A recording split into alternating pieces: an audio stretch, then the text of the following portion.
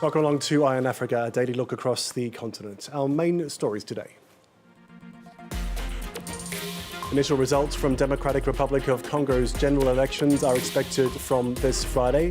After long days and logistical problems saw voting continue into a second day, the chaos has caused widespread criticism and questions as to the poll's credibility.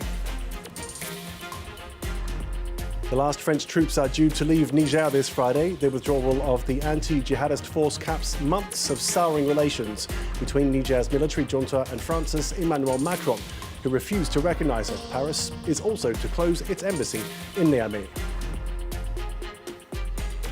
And we take a look at the humanitarian situation in Western Sahara, the disputed region at the heart of one of the world's longest-running conflicts and also one of the most overlooked. With global focus on Ukraine and Gaza, humanitarian aid for some 175,000 people displaced by the conflict is dwindling.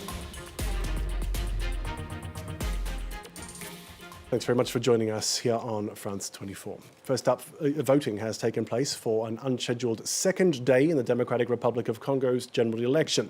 Long days and logistical problems on Wednesday saw some polling stations across the vast country unable to open at all. As voting continued in some areas, in others, ballots were already being counted. Initial results are expected from this Friday, but the chaos has drawn criticism and questions as to the credibility of the results. France 24's Andrew Hillier sent us this update a short while ago from Kinshasa as voting wrapped up. The end of a second day of voting, a day in which the scenes of chaos that we saw on Wednesday were repeated at some polling stations. Of course, the Electoral Commission originally deciding to extend Wednesday's vote when it became clear that they needed more time to allow people to cast their ballots. Now, it's no secret that the logistical challenges involved in organizing elections on this scale are simply enormous. Democratic Republic of Congo is Africa's second largest country. There are roughly 75,000 polling stations scattered right across the country, many of those unreachable by roads. So in many cases, voting equipment arriving late, halfway through election day. In other cases, voting equipment not arriving at all. What our team saw when we visited a polling station were hundreds and hundreds of people queuing, waiting for their turn to get inside the polling station. Many of those people frustrated, telling us they still didn't know when their turn would come to vote. And I think in the run-up to this vote, many people thought that the Electoral Commission would even consider postponing the election to give themselves more time to organise it. Now, that never happened, perhaps because they decided that the risks of inciting, that could incite people to violence were too great. But what has happened now is that because the vote was extended beyond Wednesday, many people in the opposition are already questioning the legitimacy of these elections, and that's even before the official results have been released. Andrew Hillier there in Kinshasa. Well, we can now hear from some voters from the Congolese capital who cast their ballots on Thursday.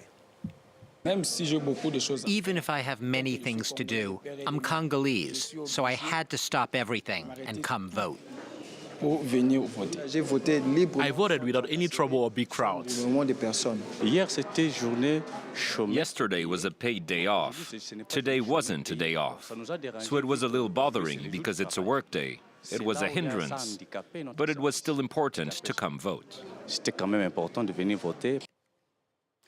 Next to Niger, where the last contingent of French troops is due to depart this Friday.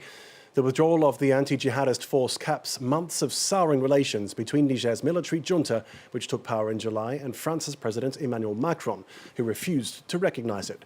We have also learned just a short while ago that Paris is to close its embassy in Niamey, this according to reports from the French news agency. Niger's junta is the third after Mali and Burkina Faso to expel the forces of the former colonial power who'd been deployed to the Sahel to counter an Islamist insurgency. If everything goes smoothly, the French army will complete its withdrawal from Niger very soon. Just a few months ago, the Nigerian and French armies were still partners in a fight against jihadism. But now, several months after this July's coup, everything is looking very different. The junta has blamed France for being partly responsible for the insecurity in the country. And now, in Niamey, some see French army's departure as a relief. We are satisfied because their departure was one of our movement's demands. Today, our aim is that in the medium to long term, we want to be able to guarantee national security entirely by ourselves, within the framework of regional alliances with neighbouring countries, in particular Mali, without relying on any foreign forces. No cameras, no press conference. This is a very discreet departure for the French army. As the new authorities in Niger move away from France, they are trying to move closer to some of their other Western allies. Tuesday, the German Minister of Defense was in Niamey. He said his country is interested in resuming military cooperation, which had been partly interrupted after July's coup. The president of Benin says he wants to re-establish ties with West African neighbours, which have recently been taken over in military coups. Patrice Talon made particular reference to Niger. Sanctions imposed after the 26th of July coup there have had serious economic consequences for Benin, whose key port revenues depend on the transit of goods from its northern neighbour. Let's take a listen to the Beninese president. Nous voulons d'un monde débarrassé des guerres et du terrorisme. We want a world free of war and terrorism. We believe in the peaceful coexistence of nations and peoples. It is this same logic that prompts me to express today our will to see a rapid restoration of relations between Benin and countries where military coups have taken place, undermining the democratic process. Nous sommes convaincus qu'il y a un temps pour condamner. We are convinced that there is a time to condemn, a time to make demands, and a time to take note. Nigeria has offered its citizens a gift to end the year. It's begun offering free train rides and slashed bus fares in a bid to ease economic hardship during the festive season. Transport prices have more than tripled since gas subsidies were removed as part of austerity measures introduced by President Bola Tinubu after he was elected in May. The offer is to last until the 4th of January. Welcome news to many holiday makers. The major challenge we have during the festive period is the cost of transportation, and most especially this period of fuel subsidy removal. It has added to the cost of the usual transport fee that we pay. It's really affecting us. It's really affecting us because we maintain this vehicle, we buy tires. So without passenger, we buy fuel, and fuel is very costly now. So without passenger, there's no how we can survive all these things. So it's passenger that, if as passenger turnout, we can be able to make our ends meet. But there's no turnout of passenger. Angola has announced that it's quitting OPEC. The departure of Africa's second biggest oil producer is a blow to the Saudi-led cartel. It comes after a decision to slash oil production next year to prop up volatile prices. International oil prices dropped as much as 2.4% on the news. Angola is the third mid-sized producer after Ecuador and Qatar to quit the cartel in the past decade. Next, the conflicts in the disputed region of Western Sahara. It's one of the world's longest-running conflicts and also one of the most overlooked.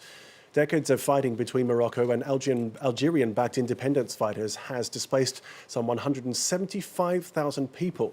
But with the global focus on the wars in Ukraine and Gaza, refugees from the Western Sahara conflict have seen a sharp drop in humanitarian aid. Laurent Berschliger has the story. Scattered along the Sahara Desert, a series of camps in small towns are home to thousands of refugees. Displaced by the conflict in Western Sahara, they live in permanent exile, but many say their lives have gotten even worse in the past year. Since the start of the Ukraine war, and now with the conflict in Palestine, there's been a difference in the aid we receive. We used to get a lot more.